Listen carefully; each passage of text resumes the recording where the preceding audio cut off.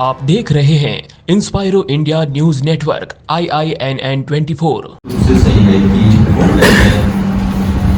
आदिवासी और एसी दोनों वर्गों को वोट बैंक मांग करके इन्होंने वर्षों तक शासन किया और लंबे तक समय तक शासन करने के बाद में अगर वो आदिवासियों का भला करना चाहते तो भला कर देते आज तक पर। और देश के प्रधानमंत्री नरेंद्र मोदी बनने के बाद में जिस प्रकार से उसने गरीब कल्याण की योजना बना करके उस गरीब तबके के लोगों को ऊपर उठने का काम किया और इसके कारण से ये जो गरीब तबका है वो निश्चित रूप से प्रधानमंत्री पर भरोसा करता है और प्रधानमंत्री के प्रति विश्वास हुआ हम लोगों का। इसके कारण से उनका वोट बैंक की सरकार और इसी के परिणाम स्वरूप कांग्रेस को अन्य पार्टी को देश के प्रधानमंत्री देश को तो ताकत बनाया है, लेकिन हिंदुस्तान में रहने वाली 36 ही कौमों की चिंता करके सभी वर्गों की चिंता करके सभी वर्गों में जो गरीब तबका है वो लूटने का काम। इससे कांग्रेस का वोट बैंक खिसका जिसके कारण से वोट और इसके कारण से उन लोगों ने इस बार हमने नारा लगाया 400 पार का और इन लोगों ने उसी को उल्टा करके कहा कि 400 पार होगा तो संविधान नहीं होगा। तो मैं आपसे देश में कांग्रेस ने अमर लिस्ट लगाई, मीडिया पर सेंसर लगा दिया और सारे के सारे नेताओं को रातों रात जेलों में डाल दिया। क्या उस समय संविधान कर दिया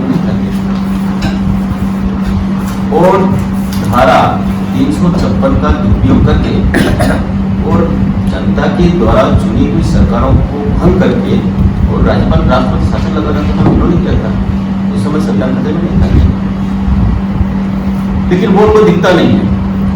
और देश के प्रधानमंत्री ने ये जब इन्होंने आरक्षण खत्म हो जाएगा संविधान खतरे में हो जाएगा तो हमारे देश के माननीय प्रधानमंत्री जी ने हर जगह वो अपने भाषण में बोलते हैं उन्होंने स्टेटमेंट भी जारी किया कि मेरे रहते हुए न तो आरक्षण पर छेड़छाड़ होगी और न आरक्षण खत्म होगा और न कोई कर सकता है। इस प्रकार की बात होगी। फिर भी इस बोगलाट में जिस प्रकार का ये वातावरण बना करके जो आदिवासी समाज को अपनी ओर आकर्षित करने का काम करना वो होने वाला नहीं है। आदिवासी समाज से मिलता है जिस प्रकार के कामों की चर्चा की है आपको एक काम करके भारतीय जनता पार्टी ने आदिवासी को भरने का काम किया। इसमें आपने ये भट्टे को लेकर तो कहा होगा लोकतंत्र में कुर्सी का जो अधिकार देना था बातें भी आती हैं। कुर्सी के नहीं होते तो कोई जेठ सहकारी सरपंच बनता था कोई प्रधान बनता था। इतना बड़ा काम किया है तो क्या भारतीय जनता पार्टी आदिवासी को विरोध में है? नहीं है। तो मैं आपके माध्यम से कहता हूँ और जिस प्रकार से माहौल बिगाड़ने का काम जो लोग करते हैं केवल और केवल अपनी राजनीति चमकाने के लिए करते हैं। उनका कोई उद्देश्य नहीं, उनका कोई विजन नहीं है, उनका कोई लक्ष्य नहीं है। ये जो अभी बाप की जैसी चर्चा हुई तो वो इस प्रकार का भ्रम जा रहा है और आदिवासी पर ठुमका लगा है। तो इसे मैं पूछना चाहता हूँ देश के सर्वोच्च पद पर राष्ट्रपति पद के लिए एक आदिवासी महिला को उम्मीदवार बनाया भारतीय जनता पार्टी और ये भारतीय जनता पार्टी में ही संभव है।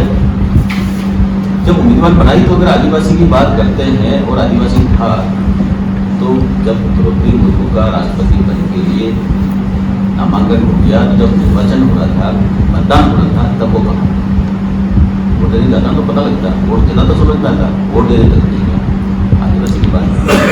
और एक भाई साहब गए जो सामान्य को वोट दे के आए और आदिवासी होने के नाते अन्य पार्टी के विधायकों ने भी उनको मतदान किया है। उदाहरण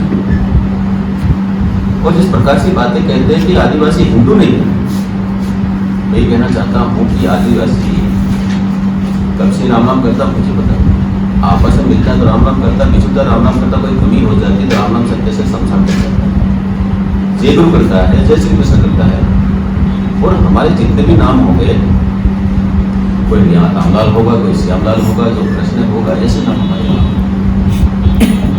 हमारे पूर्वज कब से राम नाम करता बोलते थे आदिवासी ये सोची समझी साजिश से उसके तहत ये हो रहा है और ये आदिवासी को भ्रमित करके भड़काने का काम करते हैं दिशा भ्रमित करने का काम करते हैं वो समझ।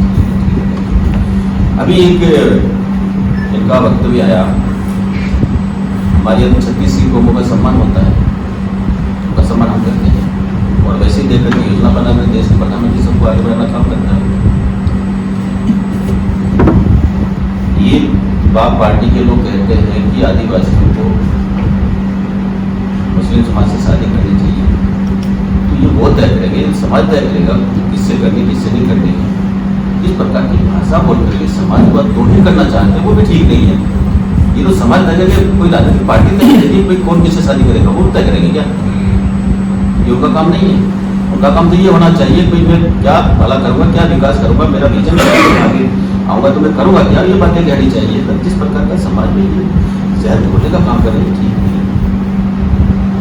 तो हम सब लोगों का ये है कि जो आरक्षण को लेकर जिस प्रकार का ये आंदोलन ये बातें कह रहे हैं, वो इनकी यह मानसिकता है कि अगली बार को मैं कांग्रेस को झांकना चाहिए कि समय क्या हुआ।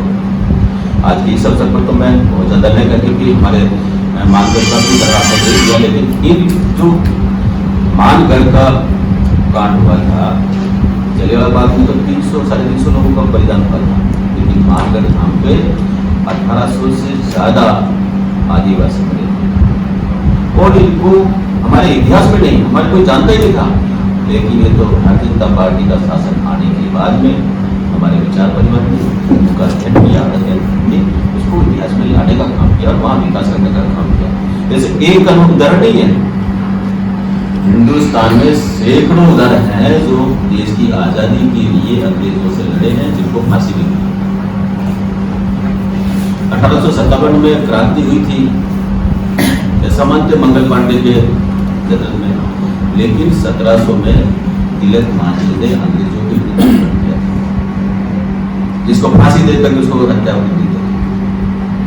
ऐसे लोगों को इतिहास में लाने का काम भारतीय जनता पार्टी करती है, प्रचार करने का काम किया। हम सब मिले थे लोकतंत्र के लिए, अगर कोई बात साफ बात करनी चाहिए, यही बात है कि आपका कोई सवाल? एक मिनट में थोड़ा सा पीछे के पास जाना थी। एक कि कल का अखबार है, इसमें खड़गे और राहुल जी ने देशवासियों को रामनवमी की शुभकामनाएं दी। एक समय था कि राम तो नहीं पूरे ही नहीं, राम आर्टिफिशियल है, और वही दोनों नेता इनके मुखिया रामनवमी को देश के जनता को शुभकामनाएं बधाई देते हैं। ये आपके मीडिया में इसलिए अखबार लेकर आया हूँ कि इनकी हकीकत खाने के और दिखाने का अलग अलग है। अभी राम याद आ रहे हैं, हिंदू एक हो गया, जिस दिन ये हिंदू एक नहीं था ऐसा अनुभव हो रहा था, इस कारण दूसरे लोग याद आते थे, इसलिए राम पे हुआ है। और तो राम जब मंदिर का उद्घाटन हुआ और वहाँ मैनेजमेंट ने इनको न्योता दिया कि आप भी जाइए, लेकिन न्योता इन्होंने स्वीकार नहीं किया। इसलिए मैं समझता हूँ कि रामनवमी के लिए शुभकामनाएं दे रहे हैं, ये भी मैं समझता हूँ कि इनकी क्या कहते हैं कि शुभकामनाओं में कितनी आर्टिफिशियल भी है, कितनी शुद्धता है, ये निवेदन करना के लिए मैंने आपको एक बार लगाया था। वो आपको जो प्रत्याशी है आपका कितना समीकरण बिगाड़ेंगे बीजेपी? कोई समीकरण नहीं बिगाड़ेगा, अब जनता समझ चुकी है। एक बार एमएलए रहे और कांग्रेस के साथ में सत्ता में इंतजार किया, और मैं भी 4 बार एमएलए प्रधान भी रहा, आदिवासी तो बड़ा उसका तो जरूर भला हो गया। जिस प्रकार से आज उनका स्तर बढ़ा है, ये पैसा कहाँ से कमाया ये तो होता है, और इसलिए जनजाति समाज समझ चुका है कि केवल एक राजनीतिक चमकार के लिए आए हैं, और राजनीति करने के लिए आए हैं, निश्चित रूप से सुना दीजिए। जी, ताराचंद मीणा जो है कांग्रेस प्रत्याशी, वो उनके हर होर्डिंग में आपको या जहाँ पे वो मिशन कोटड़ा, मिशन झाड़ू इनका वो प्रचार कर रहे हैं अपने हर जहाँ पे भी जाते हैं वहाँ पे। पर ये काम उन्होंने तब किए जब वो कलेक्टर की पोस्ट पे थे, है ना, तो वो तो उनको स्वाभाविक है, वो तो उनको करना ही था अधिकारी पोस्ट पे रहते हुए। तो क्या उसको अपने उस कार्य को अभी गिनाना सही है? अगर नहीं है तो फिर बीजेपी उसके लिए क्या एक्शन ले रही है? कौन सा ऊपर किया? कलेक्टर था और गरीब तबके के लिए कुछ करते थे, गरीब तबके के लिए कुछ करते हैं तो कलेक्टर कोई निहाल नहीं करता है। और राज्य सरकार की योजना होती है उनको वहाँ तक पहुँचाना है, और कोरोना मिशन के अंदर जिस प्रकार से इन्होंने कार्य किया था, बिल लगा करके और पैसों को इधर उधर करके और उनको घटना का काम किया। आप कोटा में कुछ होता था, आपको दिखना चाहिए ना, कुछ दिख रहा है क्या आपको? तो नहीं दिख रहा है। और एक कलेक्टर होने के बाद में, IAS होने के बाद में एक किसी राजनीतिक पार्टी का एजेंट के रूप में काम करे, ये अधिकारी के लिए ठीक नहीं है। ये हमारे लोकतंत्र में अधिकारी के लिए ठीक नहीं है। मंच पर हमारे बाईं तरफ सरकार के मंत्री आदरणीय बाबू जी, आदरणीय साहब, जिले के जिलाध्यक्ष आदरणीय रविंद्र जी, शिवाजी साहब, हमारे लोकसभा उद्योग के संयोजक के नाते काम देख रहे हैं आदरणीय प्रमोद जी भाई साहब, हमारे जनजाति क्षेत्र में विशेष रूप से उदयपुर, बांसवाड़ा, डूंगरपुर, चित्तौड़ और राजसमंद और कुछ हिस्सा सिरोही, जालौर का आता है। यहाँ जनजाति सब प्लान एरिया आता है, जिसको शॉर्ट में अंग्रेजी में बोलते हैं TSP एरिया। TSP एरिया में भारतीय जनता पार्टी ने 10 वर्ष तक क्या काम किया? भारतीय जनता पार्टी ने राजस्थान में जब भी सरकार रही भारतीय जनता पार्टी की, उस समय भारतीय जनता पार्टी ने इस क्षेत्र में हमारा जनजाति समाज का जो बंधु रहते हैं उनके लिए, क्षेत्र के लिए क्या क्या काम किए, कुछ प्रेस के माध्यम से आपके बीच में रखना चाहूंगा। मीडिया हमारा ऐसी ताकत है जिसके माध्यम से हम समाज को, हमने क्या किया, हमारा विकास पत्र आपके माध्यम से मतदाता तक पहुंचाने का हमेशा कोशिश की और आज भी इसी नाते आपको याद किया है। क्योंकि क्षेत्रीय पार्टी जिसको भारतीय आदिवासी पार्टी के नाम से नई उत्पत्ति हुई है, उसकी बाप के नाम से, वहां क्षेत्र में रहने वाले विशेष रूप से हमारा जनजाति समुदाय, आदिवासी बंधुआन, उसमें विशेष रूप से जो युवा है उनको गुमराह किया जा रहा है कि भारतीय जनता पार्टी तीसरी बार 400 सीटें आ जाती है तो संविधान खत्म कर देंगे, आरक्षण खत्म कर देंगे। इस तरह का गुमराह अभी इन चुनाव में कर रहे हैं। तो केंद्र ने और हमारे प्रदेश के नेतृत्व ने एक आह्वान किया हमको, आदिवासी नेताओं, भारतीय जनता पार्टी के नेताओं को, तो आपको प्रेस के माध्यम से इन विषयों में बोलना है। और हमने क्या किया? हमारी सरकार 10 साल की केंद्र की सरकार ने क्या काम किया और पिछली भैरव सिंह सरकार, शेखावत की सरकार, हमारी वसुंधरा जी की सरकार और अभी भटक गांधी, इन तीनों सरकारों ने लगातार आदिवासी समाज के लिए, आदिवासी क्षेत्र के लिए क्या विकास किया और कुछ बहुत कुछ आपके बीच में, आपके माध्यम से मैसेज दे करके हम आदिवासी जनता को आगाह भी करना चाहते हैं, जानकारी भी दे रहे हैं और एक गुमराह हो जाए, उनको गुमराह से हमको बचने के लिए आप सबका माध्यम आवश्यक है, इसलिए आप सबको याद किया है। मैं शुरुआत अपनी केंद्र की सरकार से करते हुए अभी भारतीय जनता पार्टी ने पूरे देश में 400 पार का एक नारा देकर के एक व्यवहारिक रूप से देश की जनता ने समर्थन देने का मानस बना लिया है। और इसी 400 पार के नारे से कांग्रेस और हमारे क्षेत्र की एक पार्टी जो अपनी वैसे तो 3-4 सीटों पर लड़ रही है, लेकिन विशेष ये डूंगरपुर बांसवाड़ा पे अपने आप को केंद्रित कर ली है और वहां के क्षेत्र को यह बार बार गुमराह कर रही है। लगातार मैं भी डूंगरपुर बांसवाड़ा में ज्यादा समय दे रहा हूँ और वहां के बीच में, जनता के बीच में आज भी 84 क्षेत्र जहां से हमारा राजकुमार उम्मीदवार के रूप में चुनाव लड़ रहा है, वहां का विधायक है, उस क्षेत्र में 3 बार जा चुका हूँ और वहां की जनता के बीच में बार बार विषय को रख रहा हूँ और वहां हमारा आदिवासी भाई समझ रहा है। क्योंकि पिछले विधानसभा में विधायक के नाते इसने 5 वर्ष तक जयपुर की विधानसभा में अपने आप को उपस्थिति दर्ज कराई।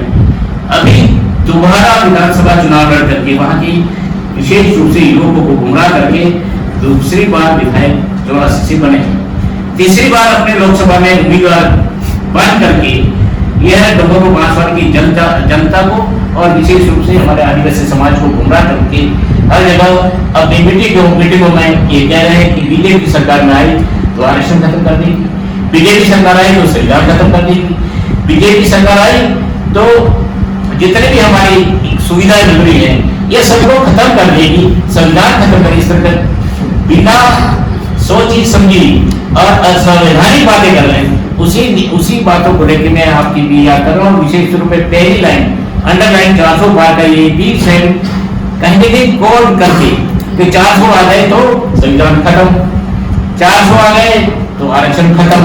तो मैं समझता हूँ कि आरक्षण खत्म करने का भारतीय जनता पार्टी का मन में होता तो पहली बार 2014 में हम सरकार में आए तो कहीं हम इनकी हम आरक्षण के बारे में कहीं खत्म करने को पूछा आता। अगर तो पहली बार हमारे आदिवासी बहन को राष्ट्रपति बनाया, प्रैक्टिकल कर रहे हैं, ये केवल जनता को गुमराह करने की काम कर रहे हैं। हमारा मोदी जी का पहला उदाहरण कि आदिवासी बहन को राष्ट्रपति बनाना। सरकार में आने के बाद पहली बार जनजाति विभाग का गठन हुआ। जनजाति विभाग गठन नहीं था केंद्र में, गृह मंत्रालय के अंतर्गत यह जनजाति विकास का एक सेल था। उस सेल के माध्यम से पूरे हिंदुस्तान के जनजातियों के विकास का एक एजेंडा करता था, न कि पृथक सेपरेट डिपार्टमेंट था, सेपरेट बजट था। तो ये हमारे दूसरे दो उदाहरण ऐसे हैं, राष्ट्रपति का आदिवासी बहन को बनाना, हमारे स्वतंत्र विभाग निर्माण करके जनजाति विभाग और जनजाति मंत्री का रूप में हमारे अटल बिहारी वाजपेयी की सरकार में इस मंत्रालय में गठन हुआ। और उसके साथ में उसी समय अटल जी के टाइम में जनजाति आयोग का गठन केंद्र में नहीं था। कांग्रेस के टाइम में जनजाति आयोग का गठन भारतीय जनता पार्टी के अटल जी के प्रधानमंत्री जी के कार्यकाल में गठन हुआ।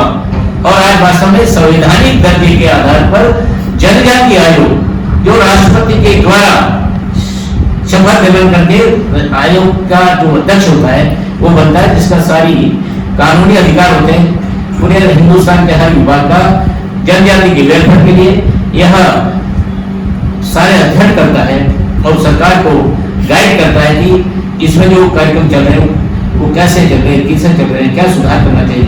इस तरह का आयोग पहली बार हमारी भारत सरकार के अटल जी के नेतृत्व में बना। बाबा साहब अम्बेडकर के बारे में क्योंकि संविधान के निर्माता थे हमारे, और कांग्रेस राज में पहली बार सरकार बनी उसमें मंत्री थे। समझता हूँ कि वास्तव में आदिवासियों का मसला है, लेकिन एक उपलब्धि नहीं हुई। मैं इतना 2 विधायक उसमें जीते थे, स्वयं राजकुमार रोड और तीसरा सालवाड़ा विधानसभा से राम प्रसाद डेवड़ो, ये दोनों विधायकों ने पूरे 5 साल तक हमारे अशोक जी को सहयोग किया, चाहे राज्यसभा चुनाव हो, चाहे इनकी अल्पमत की सरकार को बचाने का मामला। उसमें क्या हुआ कहने तो बढ़ने के पीछे है, लेकिन आम जनता जानती है कि उनको समर्थन क्यों दिया, क्या होगा उसका समर्थन के एवज में क्या मिला। लेकिन इतना जरूर कहता हूँ कि किसी आदिवासी अधिकारी को किसी अच्छी पोस्ट पे आदिवासी क्षेत्र में नहीं लगाया। 5 साल का रिकॉर्ड उठा के मैंने देखा है, और मेरा अगर रिकॉर्ड गलत है तो वो अपने आप में प्रेस के माध्यम से बताया कि हम जनजाति क्षेत्र में एक भी आदिवासी अधिकारी को अच्छी पोस्ट पे अशोक जी गहलोत जो हमारी उस सरकार के साथ दोस्ती थी, कितने आदिवासी अधिकारी को उन्होंने ठीक ढंग से अच्छी पोस्ट पर लगा करके विकास में जोड़ने का काम किया। अगर वास्तव में रिकॉर्ड निकालेंगे तो एक भी नहीं मिलेगा। इनके क्षेत्र में 8 थाने थे, किसी एक थाने में आदिवासी थानेदार को नहीं लगाया। कहाँ है उनकी आदिवासी प्रति अपनत्व? ये प्रैक्टिकल है। 8 थानों में एक भी थानेदार मिलेगा, ऐसा ही नहीं। इन थानों के अंतर्गत जो चौकियां है, पुलिस चौकियां, वहां किसी चौकी के इंचार्ज भी किसी आदिवासी को नहीं है।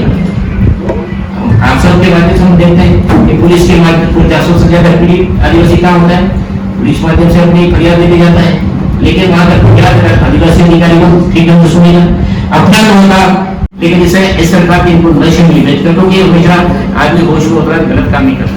गलत काम करने के लिए प्रेरित किया, हाईवे भेजा, जाम करो, और जाम करने गए, सारा रास्ता हाईवे जाम हुआ, और आप जानते उसके बाद क्या हुआ, आगजलियां होती, प्रॉपर्टी जलाई, गाड़ियां जलाई, और निर्दोष 3 बच्चे 12 नाबालिग मारे गए। वो भी उस दिन नहीं मारे गए, बाद में गोली चली, क्योंकि गोली भी कैसे चली, क्या चली, एक वातावरण को वहां कैसे डर का वातावरण पैदा करें, उसी कारण से गोली बाद में चलने लगी थी। उस समय जिस दिन आयोजन हुई उस दिन गोली नहीं चली, और उसके कारण 2-3 जो दिन के वहाँ फायरिंग में मारे गए वो उस आंदोलन में नहीं थे। अब वो बीएड और एमएड और एसटीसी लड़के वहाँ नौकरी के लिए वहाँ इकट्ठे होते 16 दिन तक, वो तो नाबालिग थे, वो तो सेक्रेटरी पास भी नहीं थे, तो वो कैसे मरे और कैसे मरे? तो क्या इन्होंने जाके वहाँ संभाला उन परिवार को? वो एक दिन नहीं कर परिवार को संभालने के लिए कोई सहायता नहीं की। तो ये घड़ियाली आंसू बहाने का एक तरीका है। उस कांगड़ी डुगरी में आज कम से कम 4,000 से 4,500 लोगों के खिलाफ एफआईआर दर्ज थानों में हुई है, विभिन्न थानों में, एक थाने में नहीं। आज भी कई ऐसे नवयुवक जो बेरोजगार हैं अपने आप को बचाने के लिए अपने घरों में नहीं जा रहे हैं, और कई ऐसे हैं जो आज कोर्ट में केस चल रहे हैं। अशोक जी गहलोत के साथ इन्होंने कई बार फरियाद लगाई कि केस विड्रॉ करो, हम आपके साथ हैं, लेकिन अशोक जी गहलोत ने उनकी बात नहीं मानी, केस विड्रॉ नहीं हुए। और हालत ये है कि कई लोगों ने सरकार में नौकरी में आए के लिए तो एनएससी थानों से चाहिए, एनएससी थाने से न मिलने के कारण वो अपने आप को सरकार में ज्वाइन नहीं कर पाए, ऐसे ही उदाहरण कई है। इस नाते मैं कांगड़ी डुगरी के बारे में इनसे प्रश्न करना चाहूंगा कि आपने पहले 16 दिन तक वहाँ हड़ताल क्यों करवाई? हड़ताल करवाई तो आपकी हड़ताल कांगड़ी डुगरी स्थान उपयुक्त था क्या? आज तक हड़ताल जहाँ भी किसी की डिमांड नहीं है, जब हड़ताल करने का अधिकार है, लेकिन कोई भी अगर हड़ताल सरकार के खिलाफ करते हैं, कोई डिमांड करते हैं, तो कलेक्टर के सामने होती है, एसडीओ के सामने होती है, तहसील के सामने होती है।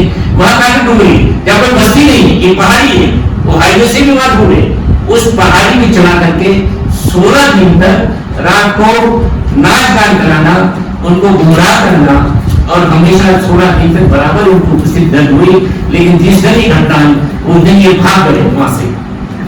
नेता मिले होता है, लेकिन ये उस दिन नहीं थे वहां पे। इनके सारे लीडर के मोबाइल बंद थे और 10 दिन तक मोबाइल बंद रहे। तो ये जो उदाहरण आपके सामने बता रहा हूँ, ये क्या द्योतक है? समाज की भलाई करने के लिए नहीं आए, समाज को गुमराह करने के अपनी राजनीतिक रोटियां सही आए। मैं समझता हूँ आने वाला समय आदिवासी समाज को नकार देगा। ये आपके माध्यम से मैं संदेश हमारे क्षेत्र में समाज को भाई को देने के लिए आपको यहाँ याद किया था।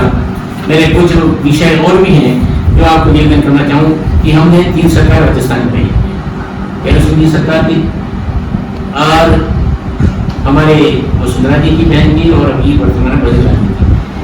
हमने 30 एरिया में 1 से 7 तक आरक्षण दिया। हम लोग किया वो बताएं, 1 से 7 तक आरक्षण